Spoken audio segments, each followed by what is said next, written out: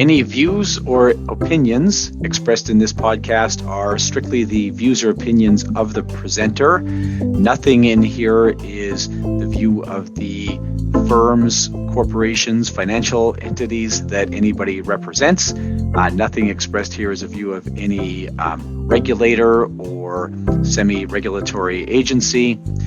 All content is intended to be educational. Nothing in this episode construes specific investment advice, and if you do require advice, you should seek an appropriate advisor, be that a financial planner or a tax advisor or possibly a lawyer.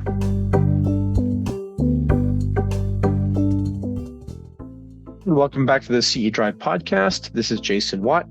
In this episode, I'll be interviewing Ellen Covey. I was super happy when Ellen reached out to me actually with this story because it's exactly the kind of thing that I was looking for an opportunity to talk about. I'll cover that more at the end of the episode. This is going to be good for life insurance credits in all jurisdictions. For those in Alberta, it'll be good for 1 life and a half an accident and sickness credit.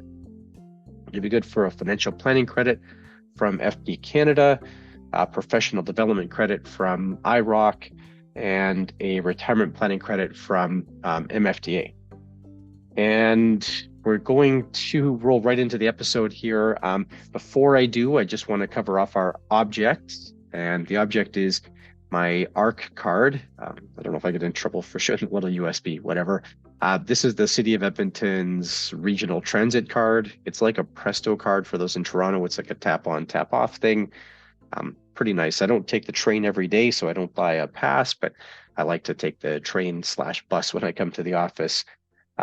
And yeah, it works reasonably well. And kudos to City of Edmonton for rolling that out. So the object for today is an IIROC card. All right, with that, let's roll into the episode. I'm here today with Ellen Covey. Ellen is a financial planner based in Calgary, CFP certificate. Can you give us a little rundown of who you are and what kind of business you operate, Ellen? Sure. Thanks. Yes. Thank you to your excellent teaching. I got my QFP and CFP in a year and a half last year. So I give you all the credit for that. And I started my group benefits business with a partner at Sun Life in 2017 and just did group exclusively for the first couple of years, but then realized that business owners really needed a lot more planning, lots of the small business guys. And I wanted to expand. So I got my mutual fund license back and just decided to do holistic planning. You were in the securities business way back when, Ellen, right? Yeah. So you're not new to this business. You've kind of floated around the business here and there and now back in this real self-employment situation. Yeah, I joked that I was a stockbroker in my last life because I was in and out of the securities business then. But when I found myself back in finance, this time I really wanted to do more broad level planning as opposed to just trading. Yeah, the industry has changed a lot since then. I think that probably when you were a stockbroker, financial planning wasn't even really much of a thing. No, our joke was, what's a bond? Like, we were very focused on one thing. That's good. All right. So do you have an ideal client? I'll start on the individual side. Is there somebody, if it's a net worth case or a type of behavior or a certain demographic, is there a client that you really like dealing with? There is, and it has evolved out of the group, but my ideal client is sort of a middle-aged business owner who runs a small organization, just themselves to maybe a handful of staff. They are really good at this thing that they know how to do, but they're running a business kind of by accident. And so they don't know what they don't know. And I find that's where I can bring the most value. They don't know what a health spending account is. They know their staff need dental care, but they don't know how to navigate that landscape. They don't realize they should have disability coverage, right? Like there's so many things that a small business owner, they don't even know what to ask because no one gets a business degree before they start their company. And that's where I find I really resonate with that group and love working with them. And would you find then that you end up doing a fair bit of I'm going to say consulting work? Like sort of like this is just how a business runs. These are some of the things that you can think about in operating your business that maybe these folks aren't doing? Yeah, I'm obviously not a trained accountant, but I work very closely with a local CPA as well. And so we find we can kind of wrap our arms around both sides of, she can lend her expertise on the accounting side. We can talk cash flow. We can talk marketing, things like that, and become a bit of a sounding board. And I find that very, very rewarding. Perfect. That makes a lot of sense. Now, I assume that's your same target market on the group side. That's your same ideal client on the group side. You would have a lot of overlap. Yeah, a lot of overlap. In fact, the heart of planning came out of recognizing that I could touch the benefit side, but I could see the need. And I thought, I really want to be able to lend some support there. So it's not what I invited you on to ask about today, but I do have a couple follow-on questions here. Do you find, like, have you had clients sell their businesses? Not yet. And that's very interesting. Our mutual friend is an expert in designing business to be saleable, to get the most value, to have the highest chance of success for the new owner coming. And I've just found, either by rote of my own age, I'm working with people who are sort of 5-10 years in and maybe 10 years out to sale. So I haven't witnessed it yet, but I'm very keenly interested in helping people find that success as well. And of course, you're talking about Robert Welke here, and I'll get Robert on the podcast one day. It's just a matter of working through my guest list, so it's good. I like it. And yeah, the thing I was kind of wondering about here is, would you expect then? And I asked because I saw this in our own business, right? So we had a benefits rep who was fantastic. Tasha might be out there listening. Hello, Tasha. And um, and she unfortunately didn't keep the business when that happened, right? And I wonder sort of and the new group is fantastic as well. Actually, both another previous podcast guest, the good folks at Vanta Group. So,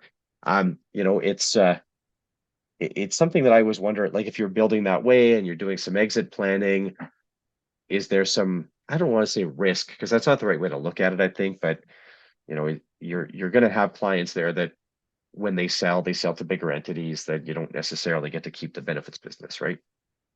Yeah, I would say that's probably more common than not, especially if they're selling to a larger organization. If it's a new owner coming in or, transitioning to kids, there's maybe a chance that relationship will be maintained. But if somebody coming in already has a pre-existing relationship with an advisor or is a large group, I will probably not stay with the company. And I mean, good to acknowledge that reality, right? That's very good. Okay. So you had reached out to me specifically about a sort of lower income, lower asset client. And I think this was because you've heard me talk about pro bono planning a little bit. So you knew this is something that I care about. We're going to call this person Jen, not her real name, but it's an easy name and we can run with Jen, right? Mm-hmm. So can you tell us a little bit about Jen? Maybe where did you meet her? That's a great question. I was trying to remember where I met her. She was one of my earliest clients when I started to branch out of group. She was referred to me. She had had a poor experience transitioning in a move and actually had come across an advisor who was trying to cancel her segregated fund. And I happened to get a look at the policy and he was trying to cancel it when the value was about 30,000, but she had a guaranteed value of 36. So I thought, what are you doing? So it was my first kind of red flag. And because we identified that together, she was able to come over and join my practice. And since then we've, as not friends, but I've come to care very deeply for her. That's, as we should with clients we deal with for a long time, right? I'm no different that way, Ellen. So the that's $36,000. Like it's such a small amount of money or $30,000, I guess, to sort of, I don't know, play around with. Like it just doesn't make a lot of sense to try and do something like that, but who knows, right? She actually said something that I've taken to heart as what my business should be predicated on. And we were talking about it. And as you said, this is not a lot of money. And she said, you know what, Ellen, this is not $1 million, but this is my $1 million. This is all I have. And that I thought, that's what we need to protect. Absolutely. And that's a great way to look at it. Not a lot of money, in financial planning client world, but for her, it's everything, and that's important. So, and I feel like that is one of the areas where our industry falls down a little bit. So that's good for taking that on. Do you have other clients that sort of fit in that picture? Is this a pretty common scenario for you? I have a few. I don't have investment minimums, and I made that decision early simply because I didn't want to give the impression that your worth is tied to your bank account. That shouldn't be true or fair. So I take referrals. Most of my business is grown by word of mouth, and people who come through my door, if they want to work with me, then I will probably work with them, regardless of what that financially looks like on my side. And it's not like Jen is a Henry, a high earner, not rich yet or anything like that. It's, and you're MFDA licensed. Correct. Yeah. Yeah, perfect. So you're really pretty free to decide how you want to manage sort of a minimum asset threshold. Right. Currently, my minimum is $12. Nice. Okay. I mean, you could put that on your website, I guess. I don't know. I've thought about it. Nice. So I don't know what Google search is going to send you there. That'd be the interesting. Yeah. All right. What kind of SEO is that? So, when she approached you, she clearly recognizes that, it's not typical money to deal with a financial advisor. Even your quote here, I think, emphasizes that. Um, was she comfortable asking you questions, or did you kind of have to coax her into, it's okay, we can have a conversation? Good question. I think she was quite comfortable with questions. Her posture is certainly, she doesn't want to bother me, or, she's very respectful, but she also recognizes that her situation has become a little complex and she does need the help. And because we've built that relationship over time, I think she is comfortable asking. And because this is the first situation of this ilk with her, we're kind of learning in tandem together. Yeah, it's as you described the case to me, and we'll get into the details a little bit more, but this is with one little exception, but we have our free retiring on a low income course, and she is like exactly the person who is the sort of target, I'm going to say client for that course. So yeah, it's interesting. And just everything you described, I was like, hey, this is stuff that's in that course. So okay. Do you set aside an amount of time each week for dealing with your clients that, wouldn't meet a normal, let's say, asset minimum? Or is it sort of just they get the same priority as everybody else? How do you think about allocating effort here? That is something I've been actually wrestling with over the last little while. My firm is relatively new in the grand scheme of things. So while I was building, everybody gets the same priority. It's who walks through the door. You do that work, no matter what the asset threshold is. But as things have started to scale, as there's growth, as this is happening, it has become something that I think I need to put some language and some rules around. I have not charged fee for service yet, even after getting the CFP, and I've thought about it, but I haven't wanted to because I feel like it's a barrier to entry for people to reach out for help. And yet, I have staff and I'm scaling, so I also have to pay attention to my own bottom line. And I've just been living in that tension. So I have not yet said, okay, I'm going to do 5% pro bono or I haven't put a structure around that, but I think I have to. I think it's good to have, you have to, if you say yes to everything, right, then effectively you're not setting any constraints. You can't, you don't have unlimited capacity, as you and I both maybe I'd like know. to think I don't know. I Yeah. wish I but yeah, it is cutting into my work-life balance dramatically. So Right. it's time. I was listening to Rick Kaler talk about workaholism this morning, and I think we both have to be careful of this. So, not that I'm qualified to diagnose you, but I think Ellen, it's I'll take yeah, it. nice.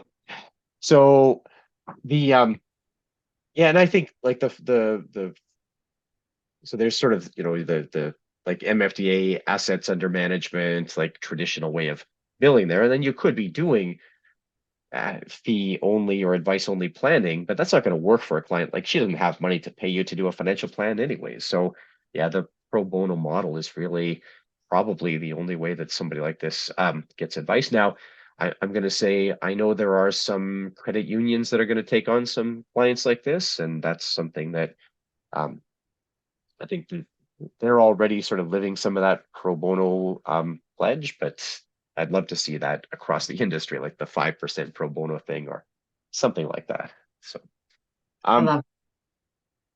yeah, sorry, I cut you off, Eleanor. Go ahead. No, I was just saying I love that. I love that idea, and I think it would be very dignifying to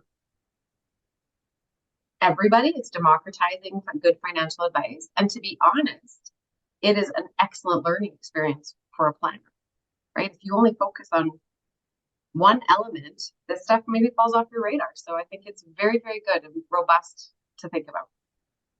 And there are a couple of things in this case that we're going to hear that aren't unique to lower income, lower asset folks. It's there's some things here that I think are relevant across the board. Okay, so can you give us a little rundown on what's actually going on with Jen? Absolutely. So she has her LIRA, which is from a past job. Right now, current market value is about 41,000. And she has a very small TFSA and a very small RSP, like $6,000 in the RSP. So for her, as we started to look at planning, she reached out and she's had a short-term disability claim. So she's had it before in her work. She went off for a few months, just a bit of a soft tissue injury. She was able to come back, but working conditions make it worse. So she's in that horrible, can't work, want to work, frustration. Interestingly, you asked a good question about her group benefits. She only has short-term disability. There is no LTD on her plan. Oh, okay. Which is unusual. I very rarely see that on the group side. It's a quirky union job. She mostly has worked part-time. So when she exhausted the short-term disability and was still unable to work, then we went into EI. And unfortunately, when your income is part-time, right, the EI, it's better than nothing, but it's not the full payment. Her pension from her current job is very small. It'll be maybe $100 a month when she chooses to take it. So not significant. And when I started to look at her income streams and this idea that perhaps she won't be able to return to this job, that's where guaranteed income supplement came onto the radar.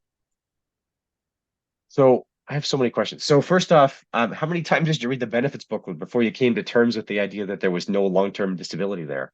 It was so strange. I personally have never seen that. No LTD, just short term. Yeah, it's so unusual. I'd love to like delve into this and see what the plan design concept that leads you to this is, because you would think, rely on EI and put in place a minimum LTD plan or Exactly. something like that. Yeah.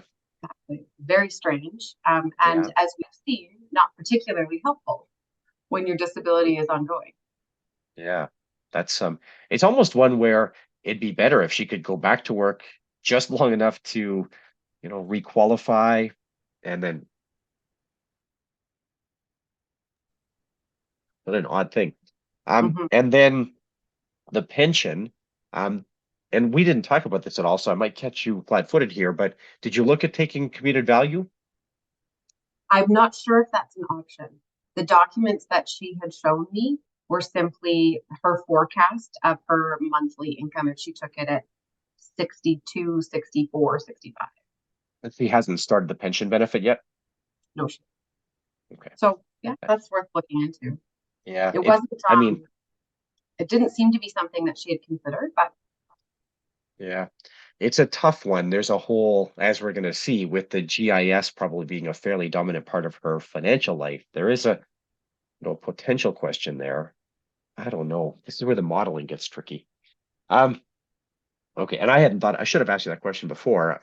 You were good, like you emailed me, and I should have thought about whether you could take commuted value. I think I thought maybe the pension benefit had started already, but maybe I realized here that it hadn't. So, um, Okay, so the short-term disability, this very unusual situation, what can you tell us about the short-term disability benefit? What do we know here? It was only for 4 months and it's exhausted.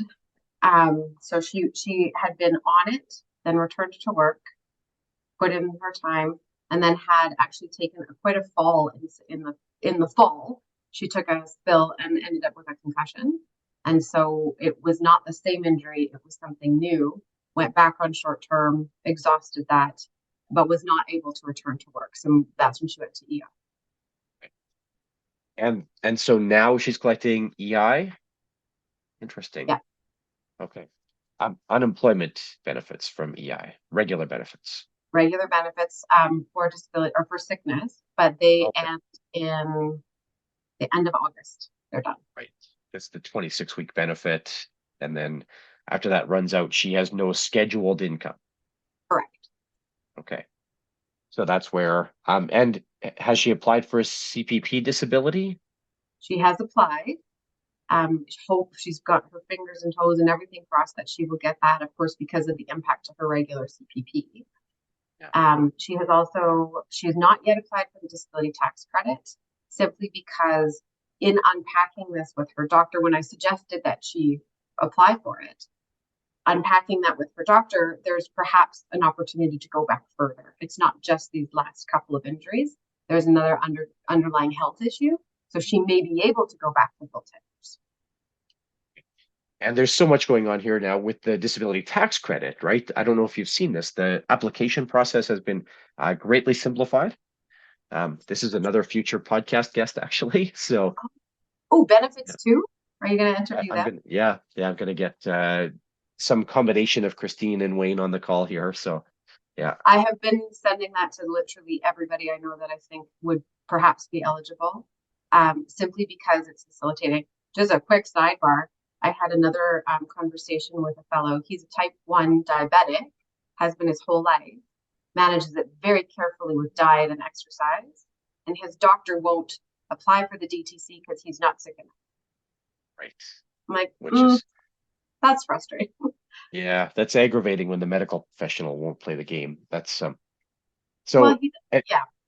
yeah, So I love benefits too. I love what they put together. I think it's so helpful for people. And again, it's not there's not that element of predatory greed where it's like, yeah, well, we'll do this for you and then we'll take 20% of your tax refund or whatever. Right? So straightforward, it's very fair, it's very clear, and I think it'll be really helpful. So yeah. kudos to you. I do it. I've worked through it. I did a trial run benefits too, and it's very easy. You spit back a nice form. My daughter qualifies for disability tax credit, so I sort of did her case just as on their trial basis, and yeah, it came back just beautiful. It's and now the like my my daughter's physician, the psychiatrist, doesn't do anything electronic. So yeah, Great. lovely. Yeah. All right, and nobody's getting a new psychiatrist in Edmonton today. This is not happening. Oh. So the EI claim here, does she actually sort of know what's going on with her EI? Is there a fair bit of hand holding? Does she just fill out the paperwork and kind of throw her hands up in the air? What's the sense here? She is a really intelligent person, and she is very much an advocate for herself. I think, one of those folks who life has not always been kind, and so she's taken matters into her own hands. She's very diligent, and she's wading through all of this paperwork on her own as well. So she has applied for it. She's on the phone with CRA. She has her payments and income projections calculated to the penny. So she's very switched on. That's that's very good. And I'm sure then that she's going to continue to have that level of awareness now as she's working through the rest of, okay, that's good to have that. Because I find with EI, a lot of people do just apply and then they're like, well, the money will show up and it's either enough or it's not. Mm-hmm. Now you said the CPP disability application's not gone in yet. Of course, you mentioned the advantage here, not just that she gets the money, but this is meaningful for her because, and you said this will also preserve some of her CPP retirement benefit. She's 60. So I think it's important to look at, like, she's right on the edge of that window to make some of these moves, which is another reason I wanted to reach out, because I thought our window here to be wise is 5 years. So we're really hoping that she gets the disability benefit. And yeah, it is, you're right, like that 5960, and especially when she hasn't started her CPP retirement benefit yet, which is helpful for you here. This is yeah, it does create a little more planning opportunity. Did she come to you when she was like 59 and say, Ellen, should I start my CPP at 60, or is it a conversation you ever had with her? We had the conversation last year, projecting out, what does the pension look like, which is where the GIS popped up onto my radar when I kind of calculated what she'd be looking at. But that was prior to the tumble she took in the fall. So adding in the layer of this disability kind of changed that conversation. Do you have a sense here? And I know you're no physician, nor am I, but do you have a sense that, like, is she going to live or is there a strong potential that she lives a naturally long lifespan, or is there something here that might curtail that? And I know it's not an easy question. It's not, and this is what I appreciate of working with somebody like her, is we can have those tough conversations. Because annuity rates are high. So just brainstorming, I thought, well, what if we looked at that with your Lyra to see? And she was able to write me back and say, oh, my doctor thought I'd be dead by 50. So no, longevity is probably not a risk for me. She's fit, she's active, but she does have some health concerns that are out of her control. So hopefully she has a nice long life, but that is not what she's Um, so then the disability tax credit. So you said, and I think this is sort of appropriate, the doctor is just sort of getting everything in order, figuring out whether there's going to be a retroactive application. Does she understand how that retroactive disability tax credit application works, Ellen? That is a good question. That I'm not sure. I did encourage her to go back as far as she could with her medical records because of that, 10 years backwards. Obviously, we don't get the RDSP, so that's too bad. But a tax refund would not hurt. But I'm not sure if she spent a ton of time looking through that. I know I had one client, one pro bono client. It was actually two, I guess. It was a couple, and they were in a very difficult situation financially. And neither of them had ever applied for disability tax credit. Both qualified for it, very similar to what you're talking about, where there was an acute issue that had shown up, that they, that's what triggered the whole, like they were off work and so forth. But it turns out that they had some chronic issues that they had never thought about as qualifying for DTC. They went back and applied. They ended up with $30,000 or $35,000. I can't remember. It was for them like a year's income, right, in their pocket. It was, yeah, and it really it's they needed, like they needed a Band-Aid, and they really got it. It was like it was a big difference. So yeah, that retroactive disability tax credit is potentially powerful. So and you said no RDSP because, of course, she's over the age of, I mean, first off, over the age of 50, no grants, no contributions, no, right? So yeah, that's which unfortunate, but the plan is intended to work the way the plan works, and she sort of fits into that, I would say, legislative intent with RDSP. So, or I guess fits outside the legislative intent, however you look at that. And have you thought, so you're in Alberta like me, have you looked at AISH?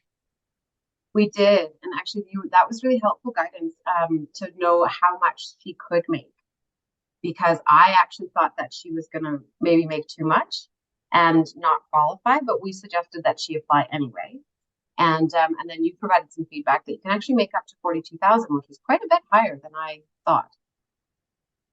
And there's even the math for it can be even a little bit more generous than that, but 42,000 is like a good number to start from.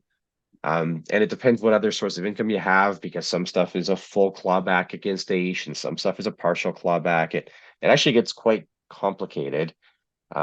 But yeah, AISH is among the provincial disability plans, the one that you're going to collect sort of on the largest amount of other income still.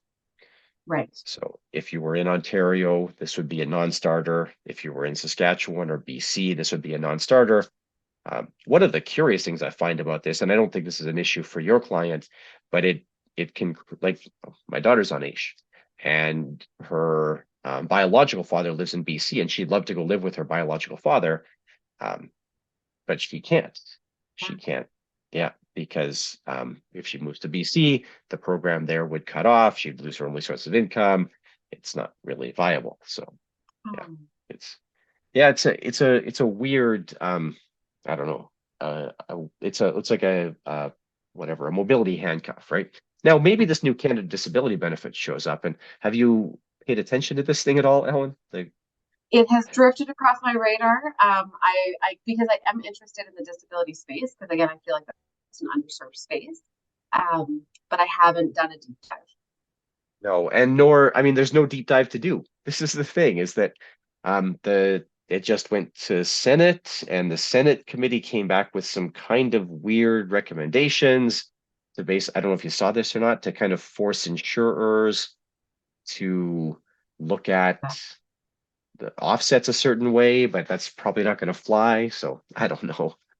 Um, It's I actually do have empathy for people trying to design legislation, even with the mobility handcuff, right? You think, well, if it's an Alberta income supplement, I guess you have to live in Alberta.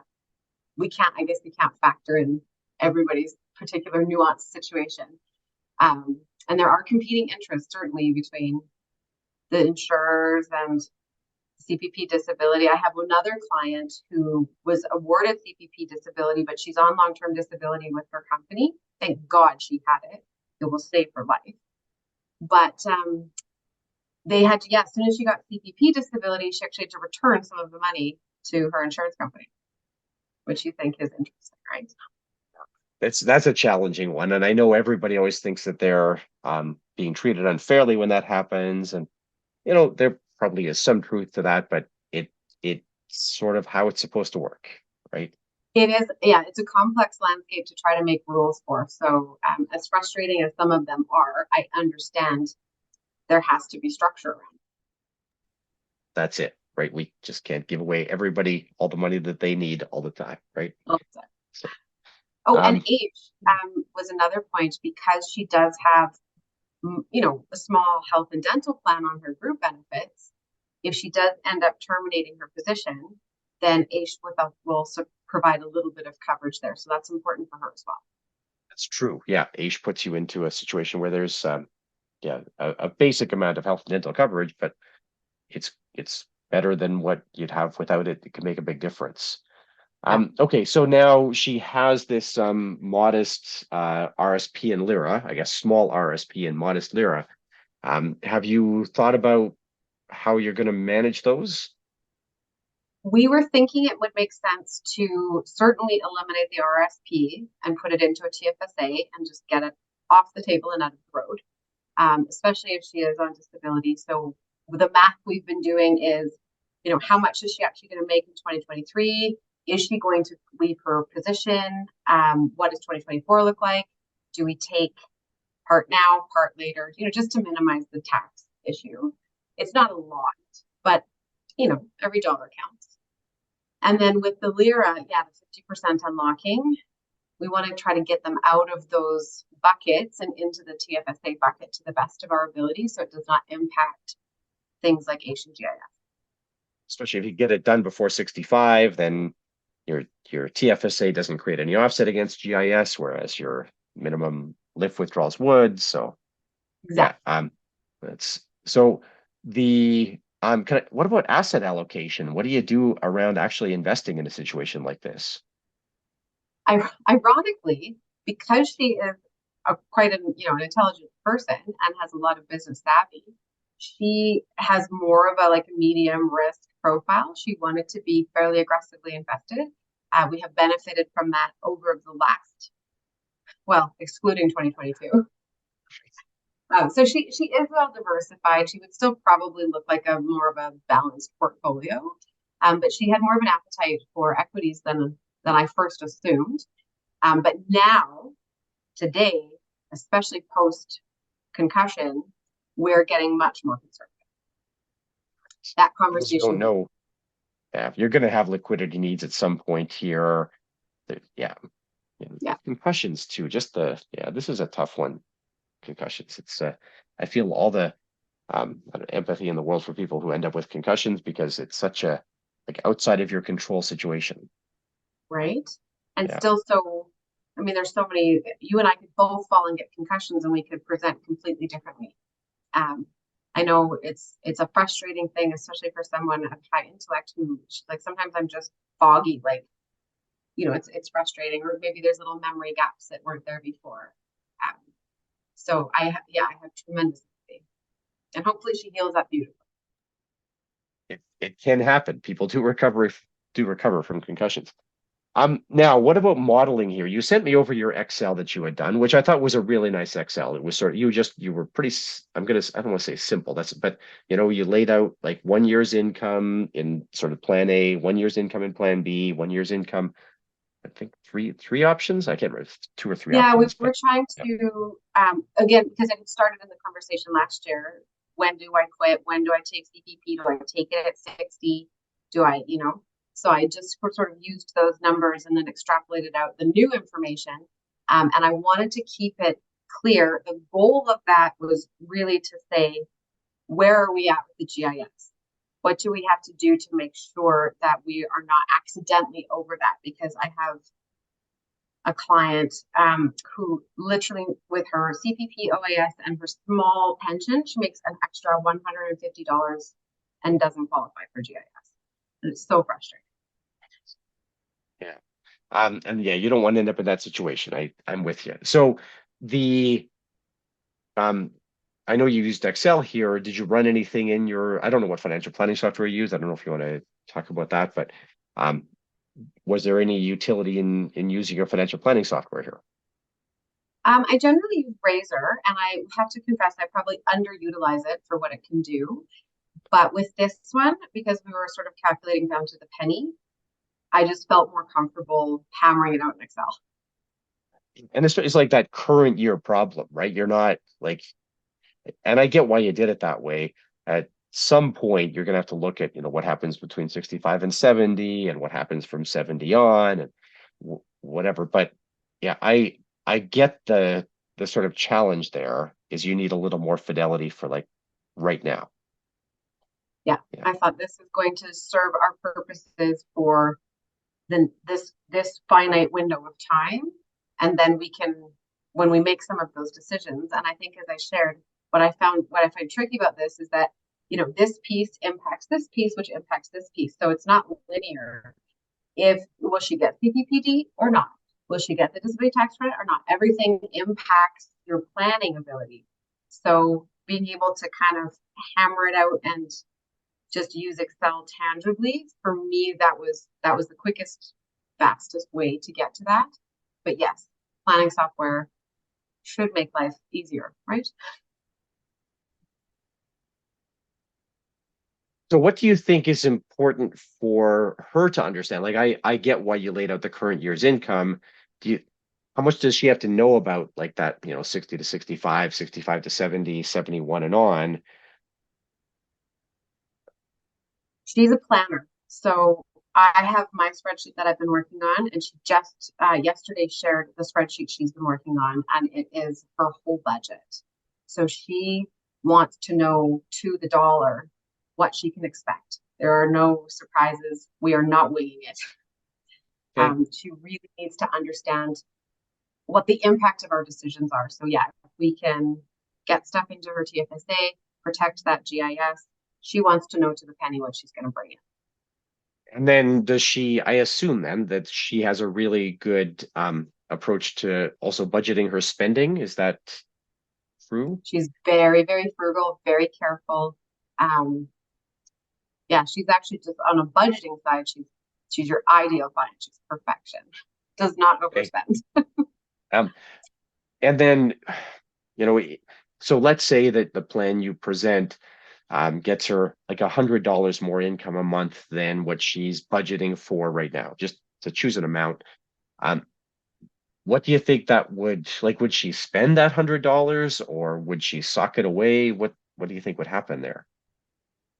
That's a good question. And we, in just one of our conversations, she talked about something that she'd like to do for her home, an improvement to her place. And I thought it was interesting and it made me happy because she, as careful and frugal and diligent as she is, she also hasn't fallen into the trap of being miserly, you know, where you become so obsessed with saving money that you stop enjoying life. And she said, this thing would be important to me and it would be an investment. Again, she's not really worried about longevity.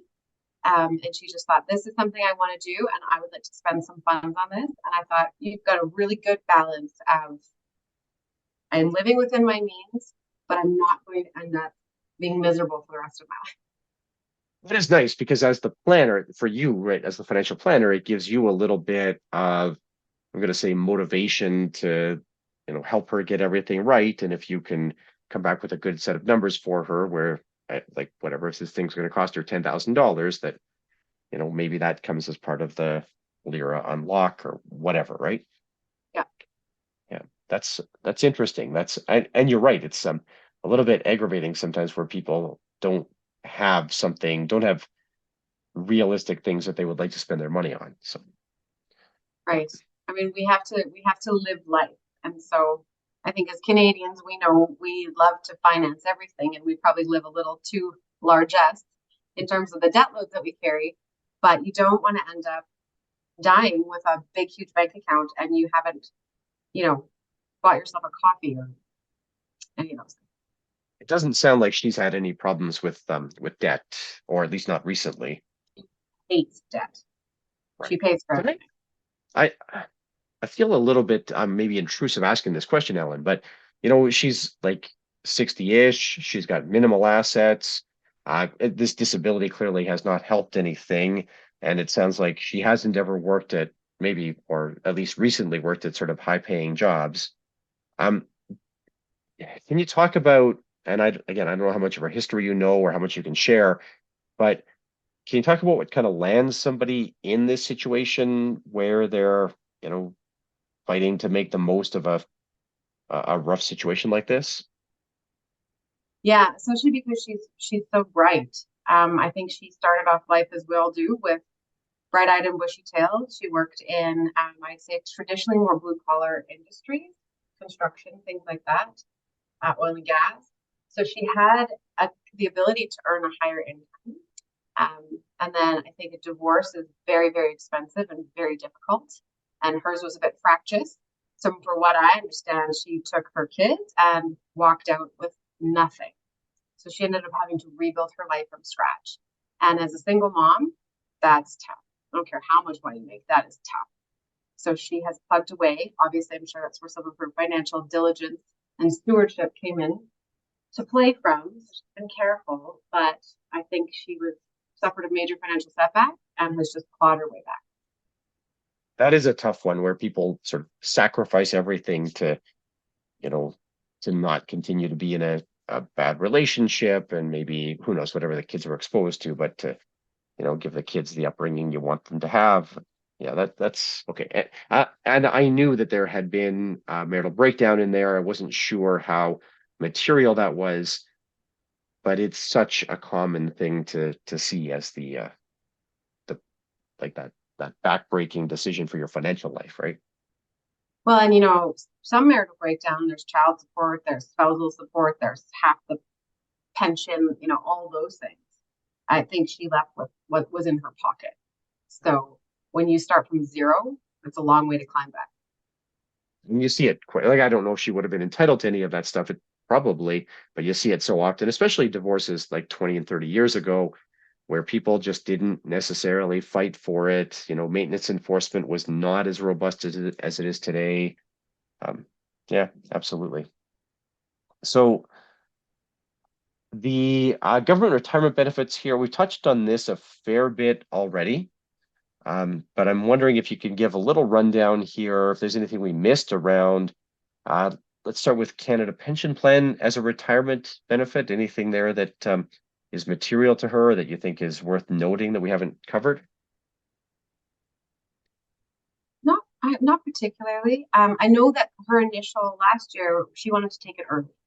And so we did the calculation on how much more she would make even at the, the lower value based on her projected age 65. We calculated it back and she took it at 60. I think she's going to end up with an extra $33,000 of income over that 5-year period, which was worth it to her. Again, longevity not being a risk. But that's all changed. So deferring the CPP now makes sense, certainly to 65. But how much further can we go? Maybe bolster that amount a wee bit, especially if she gets the disability benefits for the next 5 years. You seen her CPP statement? Yes, those are the numbers on my spreadsheet. I think she was looking at about roughly 600 at age 65. Okay. Let me just check.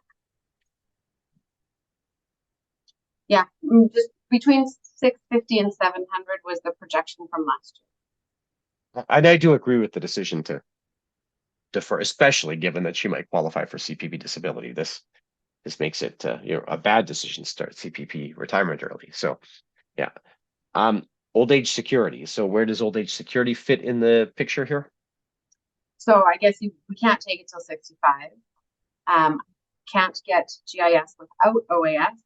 So that feels like there's less wrangling. We just have to probably take that at age 65. I agree. This is not a case where I would look at deferring. It doesn't make sense here. She'll have her 40 years of residency in Canada, it sounds like. Yeah. And then GIS. So the real sort of complicated one here. So tell me about GIS for her. So this is the first client that this is, like I said, been on the table for. And that's what's driving a lot of these really granular calculations, because we want to make sure she doesn't end up in that pickle where, you're $200 over and you lose the thing completely. So I've calculated kind of a guesstimate of what her income will be if she gets CPP disability. Do we defer her small little $100 pension that's not terribly material, although it could be? And then what does it look like at 65 to get her switch from the CPPD to CPP? Do we push that out so we can guarantee the GIS? And that's where all of the math has come in to see what makes the most sense. But I really think it's a powerful, powerful benefit. And I don't like seeing government benefits taken advantage of. I don't like people who perhaps don't need them taking them. But if there's anybody I've ever met who would benefit from this, it's her. That's fair. So I know you just said that you don't like to see people take when they don't necessarily need it or whatever. There is this thing that happens sometimes with business owners where they've never put any money in their RSPs, right? And, sell their business, big capital gain, lots of non-reg assets. You can potentially see some, unusual GIS amounts in there for somebody who's still asset rich, but income poor. So but income poor, right? Yeah. They never paid CPP or saved a dime. And, right. But they do have, I mean, obviously there's some moral judgment to be made there that perhaps is not mine to make. But when you see somebody who absolutely ardently is the candidate for this benefit and deserves it, then I want to make sure that we do everything we can do to help her get it. 100%. So going back to, and I asked a little bit about this already, but going back to, having had the divorce previously and, maybe others, whatever other factors have brought her into this situation, how does this influence how you deal with her? Like, do you consider there's maybe past financial traumas or not maybe having, and it sounds like she has a good relationship with money today, but maybe not having a good history with money. Does this influence how you interact with her? I would say that probably most of my client conversations are very broad and generalized, right? Well, we think this, we're 20 years away from retirement. So we kind of do some projections, but it's very open-ended. With her, it is to the penny. And so it's really challenged me to get granular, really pay attention, because that is of tremendous import to her. I think, as I said, I think she has actually a really healthy relationship with money. I think she's careful, but not miserly. And I think she's been a very good steward of her funds. So I like to honor and respect her relationship with that. But she is, yeah, to the penny, and most people aren't. So it's definitely been bust out the spreadsheets. That's good. This is a super interesting client, right? I think, again, this probably pays a lot of dividends in terms of education for yourself about, not just about like technical matters like GIS or whatever, but she sounds like just a good client to interact with. Yeah, she's an excellent person. Um, and like I think I said, like has had maybe more bad shakes than your average folk, but still gets up, tremendous work ethic. Just, a really excellent, I guess you'd say salt of the earth kind of person. Yeah, that's all right. Is there anything that I should have asked about her situation that I didn't ask? The only thing that you may know is when I dug into her LIRA, of course, which I took over, we realized the jurisdiction is actually Ontario, even though she worked here. So in terms of the unlocking, in terms of the jurisdictional rules, obviously I can go and look them up. But I thought, is there anything that we should know that differs between Ontario and Alberta in this moment?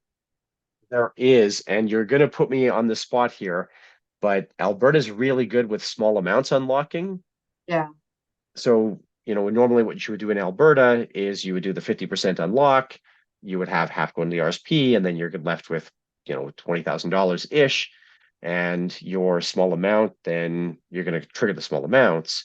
And in Ontario, I want to say that small amounts threshold is larger than it is in Alberta, but I'm going entirely from memory there. Very cool.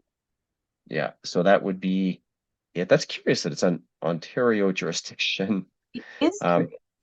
yeah, because she was working here, the company she was working for, I know it's a national company. I don't want to name them necessarily, but yeah, but they're, I don't know, that's okay, that is It's interesting. actually not from this current company. It's from her Oh, old job, so something interesting. different. But it was, I think, a government level job, but a provincial government. So we were surprised that the jurisdiction was federal or Provincial, Ontario. but Alberta provincial government. Huh, Something working in the provincial government, but the jurisdiction is Ontario. interesting. It is interesting, and it kind of threw us for a bit of a loop. So I know I had looked at small amounts, and just from doing some preliminary reading, it looks like it has to be a certain percentage of the YMPE that they'll give you. Maybe, is it 40%? That's from memory. I'm just so I believe in Alberta. What do we have here? You know what? Ontario is 20% of YMPE, if 20. my Googling serves me well here. Um, so roughly, what's that? 1/5 of $67,000. So what's $16,000? So $15,000, $14,000. I'll get there eventually. So $13,700. And the Alberta.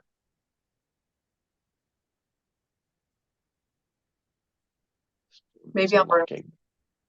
Yeah, Alberta's larger. Alberta's Yeah.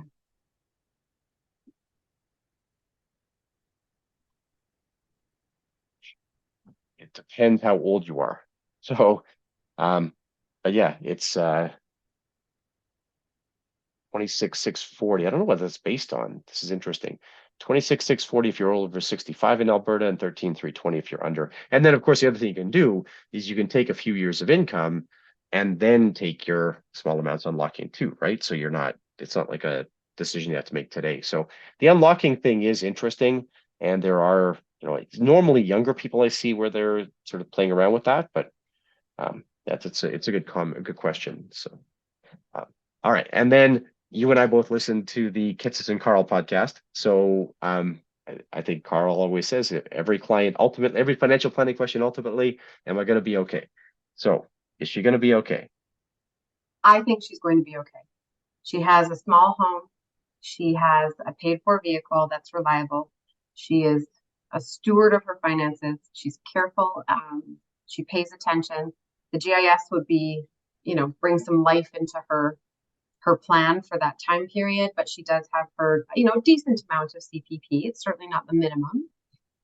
She got her full OAS, a little bit of the pension, and she does. She's interested. She has a bit of a small business in the house that she could supplement, maybe 5 or 10 grand a year. So I think All she's right. going to be. Yeah, I think the biggest thing in there, I'm going to say first and foremost, her own sort of financial capacity, but having somebody on your side makes a big difference in these cases. This is, I think, a real win. So kudos to Ellen for bringing on a client like this that I know a lot of people would not normally seek out. But and that said, I do know a lot of people in the industry who would, and I just think we need a model for it. This is, I think, what we're missing. So, Mhm. um, all right, that's great, Ellen. I really appreciate you sharing that story. I love when this happens. You emailed me with these client questions, and I said, "Would you come on the podcast and talk about it?" And we haven't had enough of this recently, so thanks very much for doing this. Really appreciate it. Thank you for being willing to entertain these questions, because I know that you are a busy fellow with lots of things on your plate. So I'm really grateful for your compassion and your willingness to give your wisdom and your experience to me and to my clients. So thank you for that. And thank you for having a podcast to even have the conversation on. It's lots of fun with it, as you know. So thanks so much. We have lots to cover here. Let's see if I can get through it all. So first off, I'll just correct myself here. The unlocking rules for small amounts in Ontario and Alberta are both very similar, actually. These are 40% of YMPE. That's the rule in Ontario. In Alberta, it's 20% of YMPE under age 65, and then 40% of YMPE over that. So actually a little more generous in Ontario. You do have to be at least 55 to take advantage of that unlocking in Ontario. So there you go. The reason I asked Ellen, we talked about this afterwards offline, about the CPP statement, is I was curious about the credit split here. So on your statement, if you look at the years when you were married and then there's a marital breakdown, there should be a CS coding on the CPP statement. This probably won't show up for Jen in this case because CPP doesn't actually know necessarily until you tell them that you've gone through that marital breakdown. And because Jen was married and then had a divorce, there's no sort of statute of limitations on when she can apply for that credit split. So this could give her a little bit of a boost to her CPP when she applies for her CPP disability and or retirement benefits. It's going to come at the expense of her ex's CPP, which has whatever its other considerations. You can deal with that accordingly. So the other thing I want to take a second on here is pro bono in general. I've touched on this a little bit here and there. I'm still going to find a way to get somebody on from the pro bono community here in Edmonton. But I have at least 2 ways that people can get involved now in pro bono planning. You can do what Ellen did as well. I guess it's a third way, which is just to go find people who are interested in this. I would really love it if every financial advisor, financial planner in the country said, I'm going to commit 5% of my overall workload to pro bono clients, people who really can't pay me anything, but where I can bring a lot of value to them. I like the sort of idea of that 5% because it puts sort of a minimum and maximum to it. You don't want to get dragged into this to the point that it's taking up all of your time. You still need to run a business, and you want to work with clients with money and clients who have other interesting cases as well. So 5% to a maximum. And then if we take on sort of 5%, we're helping out, a chunk of people who otherwise wouldn't get access. I think this kind of thing would go a long way to solving some of the access issues that we see out there. So let's think about that if there's a way we can do that. Now, how do you do that? Well, like I said, you could just go find clients or to get lucky enough to have referrals like this, like Ellen did. Or if you happen to be in Edmonton, I have some nonprofit organizations that are looking for help here through the United Ways Empower You program. and I'm trying to expand that a little bit. So if you know nonprofits in Edmonton that could benefit from this, I have met with one service agency here in Edmonton over the last couple of months that where we're trying to get them on board with this. And then the other is nationally through the Financial Planning Association of Canada. Now you have to be a QAFP or a CFP certificate to participate in this program. But the program here sort of pairs up people based on an intake form managed by FPAC, and it's quite good. Give credit to, there's lots of people at FPAC involved here, Mark Lamontagne and Letitia Fluitt, and past guest, Brett Martinson, and yeah, just tons of good folks. David Dick, Spencer. Spencer Malice, sorry. So lots of good folks involved here. And yeah, thanks everybody for putting that on, as well as actually past episode guest Jason Pereira, who heads up FPAC. So check out those pro bono opportunities. If you need some help with it, reach out to me, jason.watt@businesscareercollege.com. I think there's lots of good stuff to be done here. All right. With that, let's wrap up. Our next episode will be in 2 weeks' time. And it's interesting, actually, Ellen mentioned sort of tax policy here, or the difficulty in making good policy. And the next episode, we're going to see a lot of this. We're going to talk to John Schell about employee ownership trusts and where these are and where we'd like to get them. Pretty interesting episode in terms of making both sort of tax policy and good succession planning options. So again, please do join us in 2 weeks' time. Number is 6. The number is 6. Hi, if you're listening to this episode and you're not already signed up for CE credits, this is a very easy thing to do. Just navigate over to businesscareercollege.com and you're going to sign up here for CE. Just subscribe. Currently, the pricing is $200 a year. We may be introducing monthly pricing at some point, but as of today, we have a cost of $200 a year. And once you're signed up, then you can just go and listen to every episode within your subscriptions. So you'll use once you're logged in, you'll use my subscriptions here, and you'll just go to the latest episode, which you'll scroll down to very near the bottom for. It doesn't matter which episode, you just scroll down and you find the one. So as of the time I'm recording this, the most recent episode is season 4, episode 27. I can just start it right from here. I can do the quiz here. Once I'm done the quiz, then I can get my continuing education certificate. Very straightforward. So I would just launch the course here, and I can watch the episode from here. Now, if you happen to be already listening to it on YouTube or whatever the case is, you can just navigate right into the quiz. You start your quiz, and you're just going to go through the whole thing.